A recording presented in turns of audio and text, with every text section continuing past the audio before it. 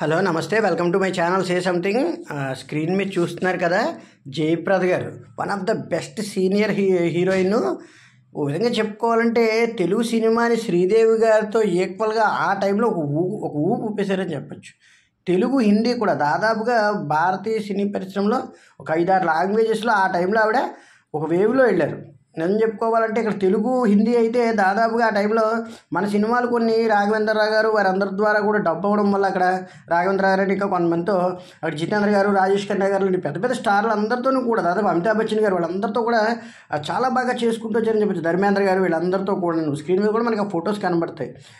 అయితే ఇంకా ఈవిడ వివరాలు తెలుసుకునే ముందు, అంటే జయప్రద గారి వివరాలు తెలుసుకునే ముందు ఆవిడ ఎక్కడ పుట్టారో అవన్నీ కూడా ఒకసారి చూద్దాం. అవన్నీ బోర్న్ వచ్చి 3 ఏప్రిల్ 1962, మొన్న ఒక 4-5 రోజుల క్రితం జరిగింది. యాక్చువల్గా చెప్తున్నా కదా, చాలామంది పెద్ద వాళ్ళు అందరివి ఈ వారంలో మంచి పుట్టినరోజులు ఉన్నాయి. ఈవెన్ రామ్ గోపాల్ వర్మ గారిది కూడా మొన్న 7th జరిగింది. వారిది వీలైతే గాయం సినిమా రేపు మార్నింగ్ కానీ చేస్తాను వీడియో. గాయం సినిమా చేద్దాం అనుకుంటున్నాను, ఎందుకంటే నాకు చాలా ఇష్టమైన సినిమా. ఆయన సినిమాల్లో వన్ ఆఫ్ ద శివ తర్వాత మంచి బెస్ట్ మూవీ కూడా. సో ఆ విధంగా గాయం సినిమా చేద్దామని అనుకుంటున్నాను.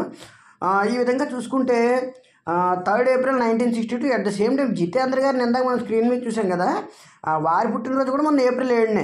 వరుసగా వీళ్ళతో యాక్ట్ చేసిన నటినట్లు కానీ అలా మనకు కాంబో వస్తున్నారు. మొన్న అల్లు అర్జున్ గారు పుట్టినరోజు చేసాం 8వ తారీఖుని. రష్మిక గారితో అంతకుముందు 5-6 అనుకున్నాం కదా, ఆవిడది పుట్టినరోజు కూడా ఈ మధ్యనే ఒక 2-3 రోజుల క్రితమే. సో ఆ విధంగా బన్నీ గారిది, రష్మిక గారిది పుష్పాడు మొన్నే అయ్యింది. ఆ విధంగా వారికి విషెస్ కూడా చెప్పాం రష్మిక గారికి మనం అదే వీడియోలో. సో చూడండి వీడియోస్ అన్నీ. అలాగే ముద్దుల మామయ్య వీడియో పెట్టారు మొన్న ఏప్రిల్ 7ని. జాకీ చాన్ గారిది కూడా పుట్టినరోజు మొన్న ఏప్రిల్ 6ని. ఇప్పుడు వరుసగా వచ్చి అందరూ పెద్ద వాళ్ళు పుట్టినరోజులు అన్నీ చూడండి. చక్కగా వీడియోస్ అన్ని అనాలిసిస్ చేశాను. ఇవన్నీ కూడా చూస్తారని ఆశిస్తున్నాను. అలాగే సబ్స్క్రైబ్ చేసుకోండి ఛానల్ తప్పకుండా.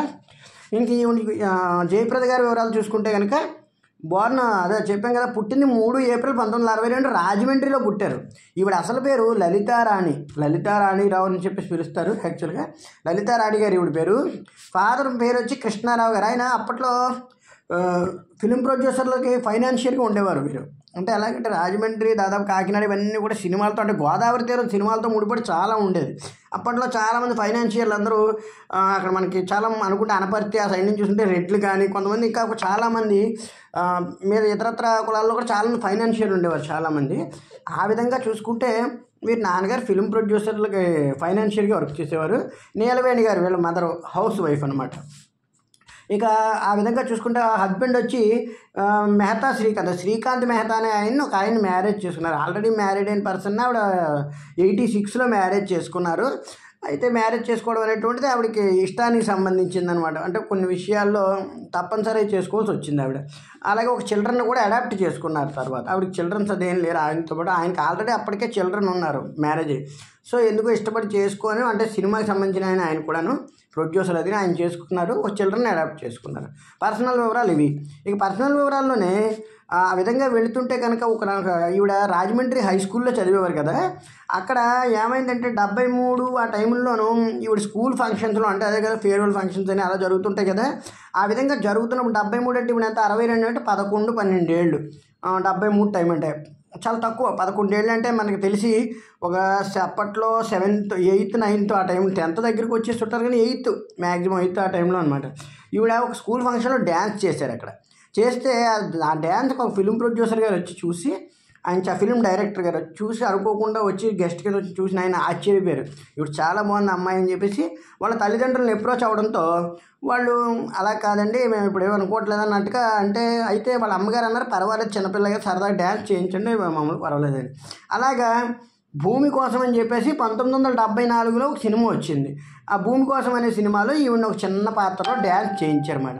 చేయిస్తే ఆ డ్యాన్స్కి ఆవిడకి ఇచ్చిన రెమ్యూనరేషన్ 10 రూపాయలంట. అయితే ఆ అమ్మాయి సరదాగా ఇంట్రెస్ట్గా చేయలేదు, కానీ అంటే ఫోన్లకి చెప్పారని కరెక్ట్గా చేయడంతో అనుకోకుండా నిర్మాతలు అందరూ ఒక్కసారిగా జయప్రద గారిని చూసి ఎవరి అమ్మాయి ఇంత చార్మింగ్గా ఉంది, మనకి కావాలని చెప్పేసి అనుకోవటం. 2-3 సార్లు అప్రోచ్ అయినప్పటికీ ఇంకా చిన్నపిల్ల కదా అనే ఉద్దేశంలో వాళ్ళు ఇంకొక 2-3 సంవత్సరాలు ఆగాలనే ఉద్దేశంలోనే ఆగారు. అయితే అయితే అప్పట్లో మనకు తెలుసు కదా, అప్పుడున్న తిండి బలం అనేటువంటిది మనకి ప్లస్. ఎందుకంటే పాత హీరోయిన్లని ఇప్పుడు హీరోయిన్లు మనం అసలు పోల్చలేం. ఎందుకంటే మనకి ఈ తరంలో విధంగా అనుష్క గారు ఒకళ్ళిద్దరు హైట్ ఉన్న పర్సనాలిటీస్, మిగతా అందరూ మీడియం పర్సనాలిటీస్. బట్ ఆ టైంలో అందరూ కూడా మీడియం అండ్ హైట్ అనమాట. ఒక 5'5" పైనే హైట్ ఉండేవారు. మంచి అందమైన హీరోయిన్లు చాలామంది మనకి రాధ గారు, విజయశాంతి గారు, ఇలా జయప్రద గారు, శ్రీదేవి గారు, వీళ్ళందరినీ చూస్తుంటే స్క్రీన్ మీద ఒక మీడియం రేంజ్ హీరోయిన్గా చాలా బలంగా కనబడేవారు. వాళ్ళు వయసు ఎంత అన్నది పక్కన పెడితే చిన్న వయసు నుంచి వాళ్ళు గ్రాండీరీగా ఉండేవారు అనమాట. సో ఆ విధంగా 1976లో అంటే ఒక 14 ఏళ్ళ వయసులోనే బాలచంద్ర గారు ఈవిడ్ని తీసుకున్నారు హీరోయిన్ కింద. అయితే తల్లి ప్రోత్సాహంతోనే తీసుకున్నారు. తండ్రి కూడా ఇంకా ఆయన ఫిలిం ఫైనాన్సర్ అవడంతో ఓన్లీ సరదాగా చేస్తే చేయని తన కెరీర్కి తన ఇష్టం అని చెప్పేసి తల్లి కూడా ఇంకేం మాట్లాడకుండా ఆవిడ ప్రోత్సహించడం, తల్లిదండ్రులు ఇద్దరు. ఆ విధంగా 1976లో బాలచంద్ర గారి డైరెక్షన్లో అంతులేనిగా సినిమా చేశారు. అంతులేనిగా సినిమా చేసిన చాలా డిఫరెంట్గా ఉంటుంది ఆ క్యారెక్టర్. అందులో విపరీతమైన కోపం ఉన్న క్యారెక్టర్గా ఉంటుంది, కానీ లోపల వాళ్ళందరి మీద అభిమానం ఉంటుంది. చాలా బాగా చేశారు ఆ క్యారెక్టర్ని. అంటే ఏంటంటారు దాన్ని, పైకేమో గంభీరంగా కనబడుతూ లోపల కరిగిపోయే మనస్తత్వం టైప్లో. రజనీకాంత్ గారు కూడా ఆ సినిమాలో చేశారు. మనకు అందులో పాటలు కూడా చాలా ఫేమస్గా ఉంటాయి. అంతేను కథలో దేవుడే ఇచ్చాడు వీధి ఒకటి అన్న సాంగ్ ఒకటి, కళ్ళలో ఉన్నదేదో కన్నులకే తెలుసు, రాళ్ళలో ఉన్నదేదో కన్నులకు ఎలా తెలుసు అని చెప్పేసి పాటలు ఉంటాయి. ఇవన్నీ కూడా అద్భుతమైన పాటలు అంతులేని కథలో. రజనీకాంత్ గారు చాలా బాగా చేశారు, ఈయన బాగా చేశారు. ఓ విధంగా చెప్పుకోవాలంటే అంతులేని కథలోనే అనుకుంటాను. తాళికట్టు శుభవేళ మెడలో కళ్యాణమాలం సాంగ్ కూడా ఉంటుంది కదా మనకి. ఎవరు అతను నారాయణరావు గారికి ఉంటుంది ఆ సాంగ్, మిమిక్రీ ఆర్టిస్ట్గా. ఎక్స్ట్రాడినరీ సాంగ్స్ ఇవన్నీ. సినిమా చాలా మంచి పెద్ద హిట్. 76లోనే ఈవిడ కెరీర్ విపరీతంగా వేగంగా వెళ్ళింది. వెళ్ళడం ఇంకా ఆవిడకి పడ్డ సినిమాలు మామూలు సినిమాలు అయితే కాదు. బాలచంద్ర గారి సినిమాకి నంది అవార్డు వచ్చింది ఆ సినిమాకి. తర్వాత వెంటనే 1976లోనే సిరిసిరిమో విశ్వనాథ్ గారు వెంటనే తీసుకున్నారు. సిరిసిరిమో అయితే గ్రాండీరీ హిట్. ఎందుకంటే ఆ పాటలు అద్భుతం. అందులో జుమ్మంది నాదం సయ్యంది పాదం సాంగ్కి పాడింది సుశీల్ గారికి కూడా ఆవిడకి అవార్డు వచ్చింది, నేషనల్ అవార్డు వచ్చింది ఏకంగా. సో ఆ విధంగా చూసుకుంటే చాలా గొప్ప విషయం అనమాట. ఆ పాటలు అందులో మూగమ్మాయిగా చేశారు. అంటే మాటలు రావు కానీ అదే అభిమానం ఎలా చూపించాలి అవన్నీ ఎక్స్ట్రాడినరీగా చేశారు. వాళ్ళు క్లాసికల్ డ్యాన్స్ అవి చేయాలి, అందులో చాలా బాగా చేసుకుంటూ వచ్చారు ఈవిడ.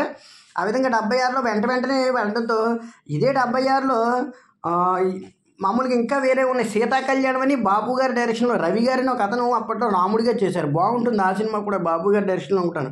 సీతా కళ్యాణం సినిమా చాలా నీట్గా తీశారు 76లో. అది కూడా ఓ రేంజ్లో అంటే ఒక యావరేజ్గా పోయిన సినిమా, బాగానే ఆడింది. ఇదే సందర్భంలో 76లోనే సన్నాది అప్పన్న అని చెప్పేసి రాజ్ కుమార్ గారితో సినిమా చేశారు. ఎక్కడ కన్నడలో. అది చాలా పెద్ద హిట్, సన్నాది అప్పన్న అనే సినిమా. ఇందులోనే ఒకానొక సందర్భంలో ఉస్తాద్ బిస్మిల్లా ఖాన్ గారు షెహనాయి వాయించారు. ఉస్తాద్ బిస్మిల్లా ఖాన్ గారు భారతరత్న ఆయన ఏకంగా. ఆయన ఏ సినిమాలకి షెహనాయి వాయించలేదు. ఆయన రిక్వెస్ట్ మీద, రాజ్ కుమార్ గారి రిక్వెస్ట్ మీద ఆ సినిమాకి వాయించారు అనమాట, కన్నడ సినిమాకి. ఆ తర్వాత ఇంకా ఆయన అంతా గవర్నమెంట్ సైడు గ్రాండీరీ కూడా. భారతరత్న అన్నాను కదా, ఆయన వీడియో కూడా ఉంది మన దాంట్లో. ఒక 8-9 వీడియోలు బ్యాక్ చేసాం మనం, చూడండి వీలైతే. వారి గురించి మంచి మంచి విషయాలు ఉంటాయి. అలా ఉస్తాద్ బిస్మిల్లా ఖాన్ గారు ఫస్ట్ టైం ఈ అమ్మాయిని చూసి చాలామంది చెప్పడంతో సత్యజిత్ రే గారికి ఫోటో చూపించారు. జనరల్గా సత్యజిత్ రే గారు అంటే అప్పటికి బెంగాలీ నుంచి ఒక గ్రేట్ డైరెక్టర్. ఆయన దాదాపుగా అప్పటికే ఎన్నో అవార్డులు అందుకున్నారు, చాలా సీనియర్ డైరెక్టర్. అతను ఒక సందర్భంలో చూసి చాలా సహజమైన అందమైన అమ్మాయి, ఇంత అందమైన అమ్మాయిని ఈ మధ్యకాలంలో నేనైతే చూడలేదన్నారు. అంటే చాలా సహజం, న్యాచురల్ బ్యూటీ అని చెప్పేసి. అంటే ఒక గొప్ప సీనియర్ డైరెక్టర్ అంత చిన్న పిల్ల వయసులో అంతలా మెచ్చుకున్నారంటే ఆవిడకి ఇంకా అంతకంటే గొప్ప కావాల్సిందే ఉంది. తర్వాత 76లో ఇవన్నీ వరుసగా పడ్డంతో హిట్లు. 77లో అసలైన బ్రేక్ త్రూ పడింది. మామూలు బ్రేక్ త్రూ కాదు ఇది.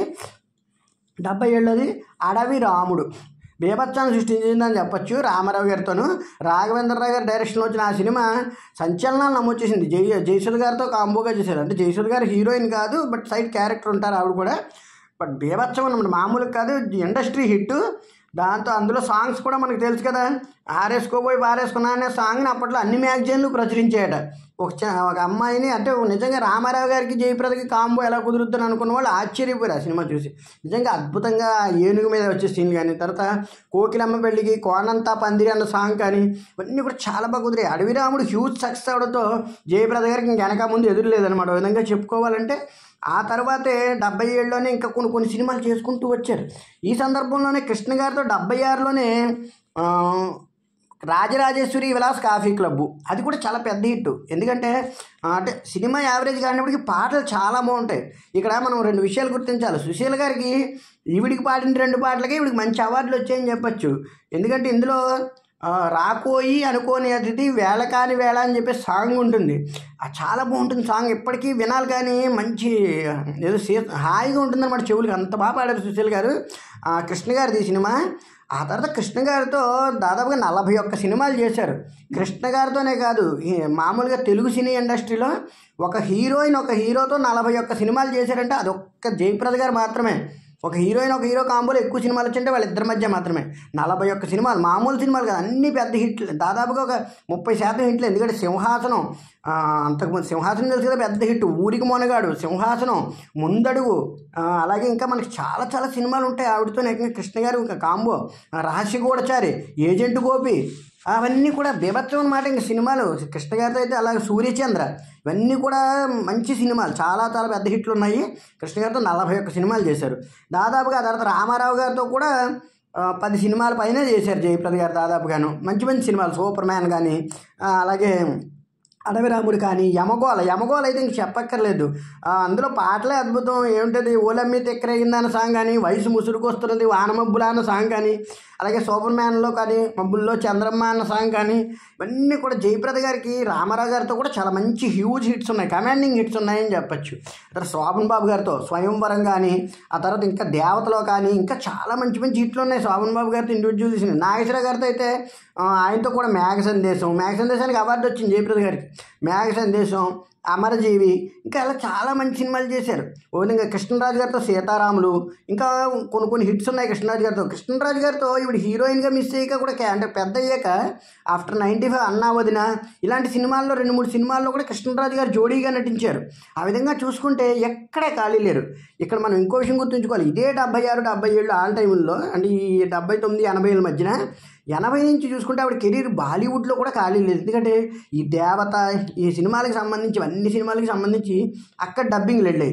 ఎక్కువ శాతం ఈ డబ్బింగ్ సినిమాలు ఆ టైంకి రాఘవేంద్రరావు గారు, ఇంకా బాబాయ్ గారని, ఇలాంటి వాళ్ళు కొంతమంది డైరెక్షన్లు చేయడం వల్ల ఈ సినిమాల్లో జితేంద్ర గారని, ఇంకా మళ్ళీ రాజేష్ ఖన్నా గారిని, వీళ్ళందరూ ఏం చేశారంటే ఎవరి అమ్మాయి, అలాగే శ్రీదేవితో పాటు వచ్చేవారు ఈవిడ కూడాను, ఎవరి అమ్మాయి ఈవిడ నీట్గా ఉన్నారు. ఆ టైంలో వాళ్ళు కూడా హీరోయిన్ల కొరత అనిపించారు కొంతమంది.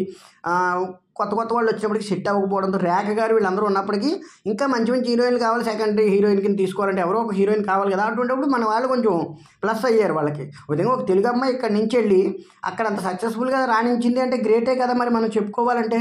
ఆ విధంగా రాణించారన్నమాట. అక్కడ కూడా చాలా పెద్ద కమర్షియల్ సక్సెస్ పొందారు. అవార్డుల విషయానికి వస్తే ఈవిడికి లైఫ్ టైమ్ అచీవ్మెంట్ అవార్డు 2007లో ఇచ్చారు. సౌత్ అంటే ఫిల్మ్ఫేర్ అవార్డు సౌత్ వాళ్ళు 2007లో ఇచ్చారు. నంది అవార్డులు చెప్పుకున్నాం కదా, అంతులేని కథకేను. అదే మేఘ సందేశం సినిమాకి 1982లో వచ్చింది, 1976లో ఏమో అంతులేని కథకి నంది అవార్డులు వచ్చాయి అనమాట. ఆ విధంగా చూసుకుంటే ఫిలింఫేర్ సౌత్ వచ్చేమో సిరిసిరి మూవ్ 76లోను, అంతులేని కదా 76లోను. అలాగే సాగర సంగమం ఇప్పుడు బాగా పెద్ద హిట్ మరి సాగర సంగమం. కమలాసన్ గారితో విపరీతంగా చేశారు సినిమాలు. కమలాసన్ గారితో బాగా చేశారు, మంచి మంచి సినిమాలు చేశారు ఆవిడ. హిందీ తెలుగులో కూడా చేశారు ఆవిడ. తర్వాత ఏఎన్ఆర్ అచీవ్మెంట్ అవార్డు అని చెప్పేసి 2008లో ఇచ్చారు ఆవిడకి. అలాగే ఇంకా రకరకాల సౌత్ అవార్డులు ఒక 20-30 దాకా ఉన్నాయి. అవన్నీ కూడా చాలా పెద్ద కెరీరు.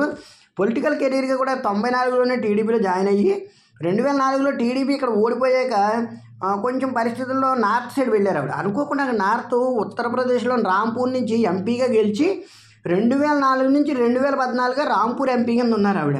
ఆ విధంగా నార్త్లో కూడా పొలిటికల్ కెరీర్ని సూపర్ చేసుకున్నారు, సినీ కెరీర్ని సూపర్ చేసుకున్నారు.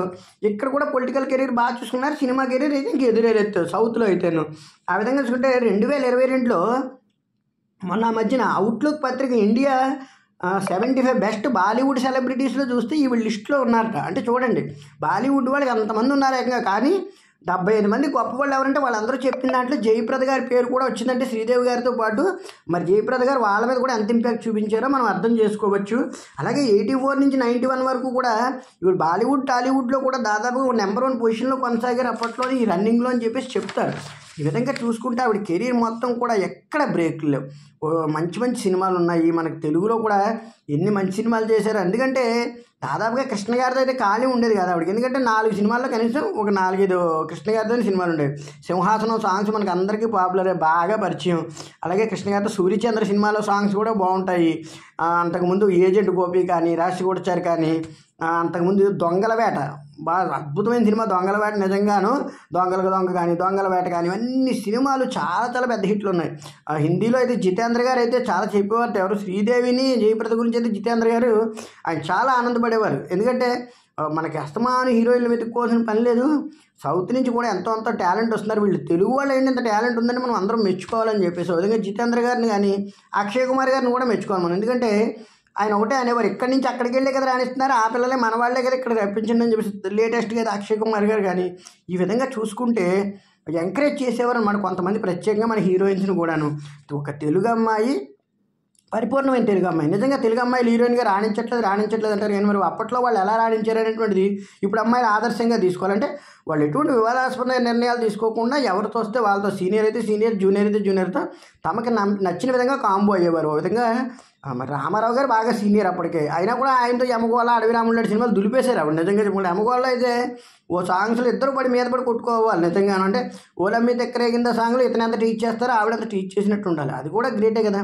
చిరంజీవి గారితో వేట సినిమా చేశారు, చండీ ప్రియ సినిమాలు అంతకుముందు చేశారు, 47 రోజులు వాటిలో సైడ్ క్యారెక్టర్లు చేశారు. కానీ చిరంజీవి గారితో వేట సినిమాలో హీరోయిన్గా చేశారు, అది కూడా పెద్ద బాగుంటుంది సినిమా. అందులో మంచి పాటలు ఉంటాయి. ఓ రాణి మహారాణి అనే సాంగ్ మంచి పాపులర్ అది.